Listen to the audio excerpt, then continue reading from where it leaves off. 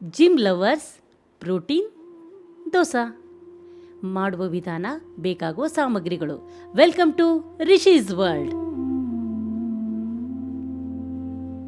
ಒಂದು ಪಾತ್ರೆಗೆ 2 ಕಪ್ ರಾಗಿ, ಅರ್ಧ ಕಪ್ನಷ್ಟು ಉದ್ದಿನಕಾಳು, 2 ಟೇಬಲ್ ಸ್ಪೂನಷ್ಟು ತೊಗರಿಬೇಳೆ,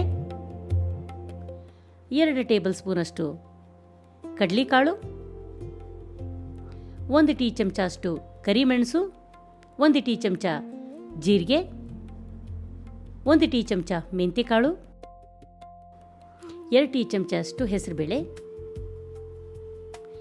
10 ರಿಂದ 12 ಬ್ಯಾಡಗಿ ಮೆಣಸಿನ್ಕಾಯಿ ಇವನ್ನು ಹಾಕಿ 3 ಸಲ ಚೆನ್ನಾಗಿ ತೊಳೆದು 5 ರಿಂದ 6 ತಾಸು ನೆನೆಸಿ ರಾತ್ರಿ ರುಬ್ಬಿಟ್ಕೋಬೇಕು. ನೆನೆದಿರುವಂಥ ಹಿಟ್ಟಿಗೆ ಒಂದು ಅರ್ಧ ಕಪ್ನಷ್ಟು ಬಾಂಬೆ ರವೆ, 1 ಟೀ ಚಮಚ ಅಷ್ಟು ಸಕ್ಕರೆ ಹಾಕಿ ಒಂದು ಅರ್ಧ ಗಂಟೆ ನೆನೆಸ್ಕೊಂಡು, ಈಗ ಹಂಚು ಚೆನ್ನಾಗಿ ಕಾದ ಮೇಲೆ ಅದು ಟಿಶ್ಯೂ ಪೇಪರ್ನಿಂದ ಒರೆಸ್ಕೊಂಡು ಹಿಟ್ಟು ಹಾಕಿ ದೋಸೆ ಹಾಕ್ಕೋಬೇಕು. ಅದರ ಮೇಲೆ 1 ಟೀ ಚಮಚ ಅಷ್ಟು ಬೆಣ್ಣೆ, ಆಮೇಲೆ ಮಾಡಿಟ್ಕೊಂಡಿರುವಂಥ ರಂಜಕ, ಸ್ವಲ್ಪ ಸಣ್ಣದಾಗಿ ಹೆಚ್ಚಿಕೊಂಡಿರೋ ಈರುಳ್ಳಿ, ಹಸಿಮೆಣಸಿನ್ಕಾಯಿ, ಕೊತ್ತಂಬರಿ, ಮಾಡಿಟ್ಕೊಂಡಿರುವಂಥ ಆಲೂಗಡ್ಡೆ ಪಲ್ಯ ಹಾಕಿದರೆ high protein dosa ready. Thank you.